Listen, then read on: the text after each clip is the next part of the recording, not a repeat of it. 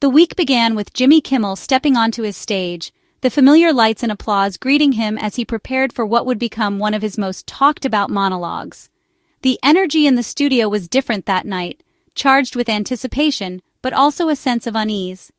Kimmel, known for his sharp wit and comedic timing, looked more somber than usual as he faced the camera, ready to address a story that had already sent shockwaves through the country. He was there to talk about the shocking death of conservative activist Charlie Kirk, a figure whose name had become synonymous with heated political debate. The news had broken just hours before, and the weight of the moment was palpable in the studio. Kimmel's monologue didn't shy away from controversy. He framed the tragedy as a symptom of a deeper political sickness, pointing to years of divisive rhetoric from the right. He spoke with conviction, his words echoing through the silent studio as he called for a reckoning with the toxic environment that had taken root in American politics. In a moment that would soon go viral, Kimmel referred to the suspect as part of the MAGA gang, a phrase that instantly ignited controversy both inside and outside the studio. The label was provocative, and it struck a nerve with viewers across the political spectrum. The studio audience, perhaps caught up in the moment or simply reacting to Kimmel's delivery, responded with a mix of laughter and applause. Some seemed to appreciate his candor, while others looked uncertain, glancing at each other as if unsure how to react. But outside the studio, the reaction was swift and furious. Protesters began to gather near the studio's entrance, their voices rising in anger as word of Kimmel's comments spread. The city streets buzzed with debate, and the tension was impossible to ignore. On social media, the backlash was immediate and intense. Critics accused Kimmel of unfairly blaming millions of Americans for the actions of one individual, and the debate quickly spiraled into a digital firestorm. Supporters and detractors clashed in comment sections and threads, each side convinced they were in the right. Hashtags calling for Kimmel's firing, like #FireKimmel, began trending before the show had even finished airing on the West Coast. News outlets picked up the story, amplifying the controversy and ensuring it would dominate headlines for days to come. What was meant to be a powerful statement about the dangers of political extremism quickly became ammunition for Kimmel's detractors. Pundits, bloggers, and commentators seized on the moment, debating whether he had gone too far or simply spoken an uncomfortable truth. For the show's producers, this kind of backlash was nothing new, but this time, the stakes felt higher than ever.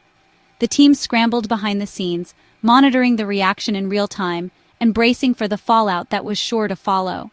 The spark had been lit, and a firestorm was gathering, one that would test not only Kimmel, but the boundaries of late-night television itself. By Tuesday morning, Kimmel's MAGA gang comment dominated conservative media. Fox News and right-wing influencers replayed the clip, painting Kimmel as a Hollywood elitist mocking grieving conservatives. The story shifted from Kimmel's monologue to a supposed war on conservative values. Influencers called for boycotts of Kimmel's advertisers, publishing sponsor lists and urging mass complaints. The outrage campaign was relentless, keeping the controversy at the top of social media trends. Old Kimmel controversies resurfaced, fueling a full-blown character attack. The message was clear: a beloved conservative was dead, and Kimmel was mocking his supporters. The campaign's scale showed the power of the right-wing media machine to create a crisis overnight. ABC and Disney now faced a national incident threatening careers and reputations. The pressure was only beginning. At Disney and ABC headquarters, the crisis escalated rapidly. Executives fielded calls from anxious advertisers and affiliate stations, alarmed by the backlash and boycott threats. The Disney brand, built on family-friendly appeal, was now linked to accusations of hate and insensitivity.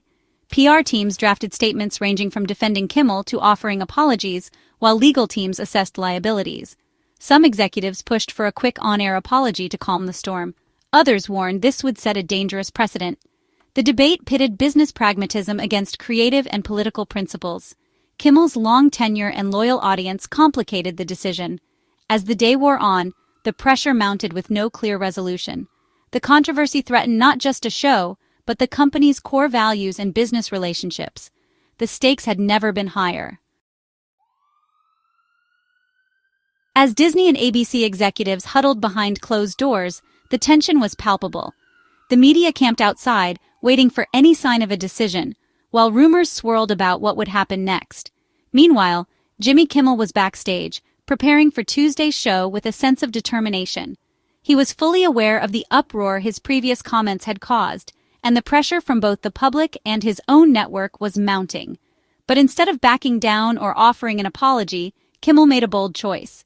He took the stage and doubled down, defending his remarks with even greater conviction. He accused his critics of weaponizing outrage, turning the controversy into a rallying cry. "They're not mad I said MAGA gang," he declared, his voice unwavering as he stared into the camera. "They're mad because it's true."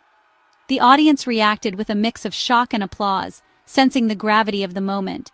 To drive his point home, Kimmel played a series of clips featuring right-wing commentators, highlighting the divisive rhetoric that often dominated the airwaves. He challenged viewers to consider who was truly fueling the outrage. His monologue was nothing short of defiant, as he turned the criticism back on his accusers and refused to be silenced. He ended the segment with a powerful statement, saying he'd rather lose his job than apologize for speaking his mind. The words hung in the air, resonating with those who valued free speech. The audience rose to their feet in a standing ovation, their cheers echoing through the studio. It was a rare moment of unity in a deeply divided time.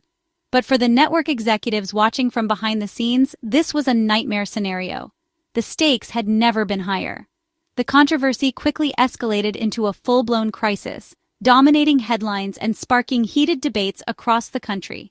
Kimmel, undeterred, looked directly into the camera, daring both his critics and his own network to take action against him. The new clip of his monologue spread like wildfire on social media, going viral within hours and fueling even more outrage and debate online. The pressure on Disney and ABC intensified as calls for action grew louder from all sides, viewers, advertisers, and political figures alike. The situation had reached a breaking point, with the future of Kimmel's show, and perhaps the network itself, hanging in the balance. On Wednesday, the crisis took a new turn. FCC Chair Brendan Carr appeared on a conservative podcast, criticizing Kimmel's hateful rhetoric. Carr claimed the FCC was flooded with complaints and questioned whether ABC was serving the public interest. He suggested the FCC could review ABC affiliates' broadcast licenses, a direct, unprecedented threat. The idea that a late-night monologue could jeopardize local stations' licenses sent shockwaves through the industry. Station owners dependent on their FCC licenses were alarmed. ABC's lawyers scrambled to assess the risk, but the threat couldn't be ignored. Carr's comments transformed a PR crisis into a potential regulatory nightmare. The pressure on Disney and ABC became unbearable. The stakes had shifted from outrage to existential threat.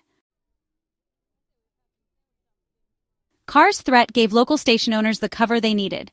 Nexstar Media Group, the nation's largest station owner, announced it would preempt Jimmy Kimmel Live on all its ABC affiliates. Citing community and advertiser concerns, Nexstar's move was a bombshell. Other affiliates quickly followed, creating a patchwork blackout of Kimmel's show across the country. In many markets, viewers saw reruns or infomercials instead of Kimmel. The affiliate revolt was a direct challenge to Disney and ABC's business model. With millions of viewers cut off, ad revenue plummeted. The show's value collapsed overnight. The crisis was now about survival, not just reputation. The network's distribution system was breaking down. The pressure from within was now as intense as from outside. The Kimmel controversy rattled ABC News.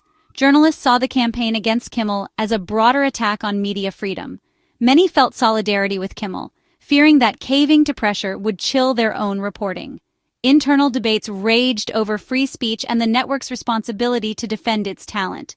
The news division's president warned Disney executives that punishing Kimmel could damage morale and credibility. Reporters struggled to cover the story objectively while feeling personally invested. The crisis forced a reckoning over the company's core values. ABC executives were now squeezed between external outrage and internal dissent. By Thursday, Disney and ABC faced a perfect storm: public backlash, advertiser anxiety, regulatory threats, and affiliate revolt.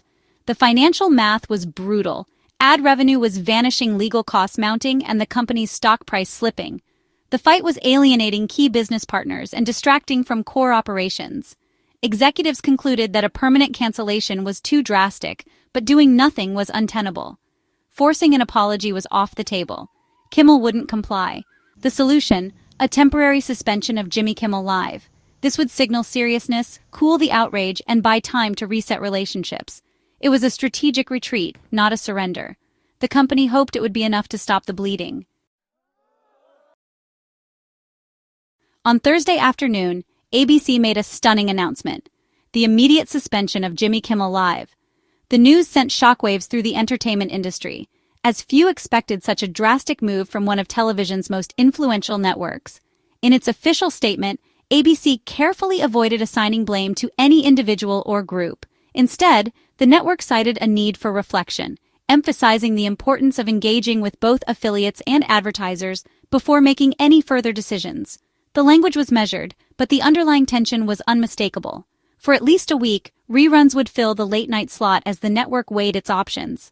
Behind the scenes, producers and staff faced uncertainty, unsure if or when the show would return to air. The decision was pragmatic, a calculated attempt to appease vocal critics, reassure nervous affiliates, and demonstrate to media regulators that ABC was taking the controversy seriously. It was a move designed to buy time, but also to send a message. Kimmel's critics, who had spent days organizing online and in the streets, celebrated the suspension. They claimed victory for their pressure campaign, seeing it as proof that public outrage could force even the biggest networks to bend. Meanwhile, supporters of the show and advocates for free speech decried the move as cowardly censorship. Many warned that this set a dangerous precedent, where creative voices could be silenced by coordinated outrage. The suspension exposed the immense power of organized outrage and highlighted the vulnerability of corporate media to public and political pressure. It sparked heated debates about the role of networks in protecting or policing speech. The entire episode showed how a single late-night monologue could ignite a national crisis, drawing in millions of viewers, politicians, and activists from across the country. Ultimately, the decision was not made on principle, but under the crushing weight of politics, business interests, and relentless public scrutiny. The network found itself caught between competing demands with no easy way out. As the lights dimmed on the empty studio, the future of late-night television and the boundaries of free expression suddenly looked far less certain, leaving everyone to wonder what would come next.